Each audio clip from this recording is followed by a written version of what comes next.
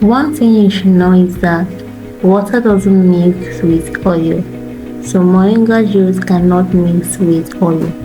What I did was to add a leave-in conditioner, then add the moringa juice.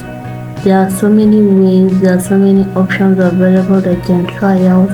After that, I added my petroleum gel.